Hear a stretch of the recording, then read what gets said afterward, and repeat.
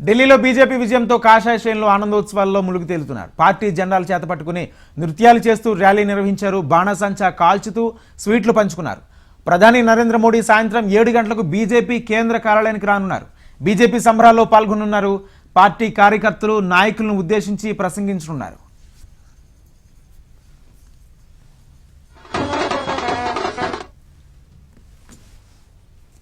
ఢిల్లీ ప్రజల చీపురుతో ఆమ్ ఆద్మీ పార్టీని ఊడ్చేశారని కేంద్ర మంత్రి బండి సంజయ్ విమర్శించారు. ప్రజాస్వామ్యబద్ధమైన పాలనను ఢిల్లీ ప్రజలు కోరుకున్నారని తెలిపారు. అవినీతి కుంభకోణాలు, జైలు పార్టీలు వద్దనుకున్నారని తెలిపారు.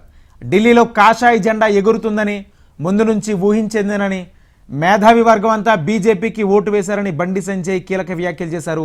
తెలంగాణలో కూడా అధికారంలోకి వస్తామని ధీమా వ్యక్తం చేశారు. తెలంగాణలో జరుగుతున్న 3 ఎమ్మెల్సీ స్థానాల్లో బీజేపీ గెలుపొందుతూనే మేధావి వర్గం, ఉద్యోగ ఉపాధ్యాయులు ఆలోచించి ఓటు వేయాలని కోరారు. అసెంబ్లీలో ప్రజా సమస్యలను బీజేపీ మాత్రమే ప్రశ్నిస్తుందని బండి సంజయ్ తెలిపారు.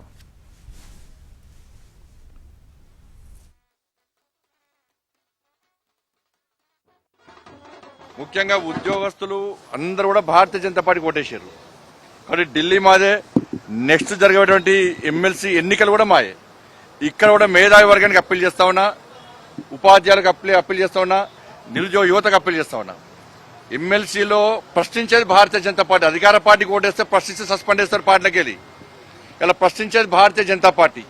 కాబట్టి ప్రశ్నించేటువంటి భారతీయ జనతా పార్టీకి, పోరాటం చేసే భారతీయ జనతా పార్టీకి, మీకోసం ఉద్యమించే భారతీయ జనతా పార్టీ అభ్యర్థులైనటువంటి ఎమ్మెల్సీలో ఈ 3 ఎమ్మెల్సీలో భారతీయ జనతా పార్టీ గెలిపించండి.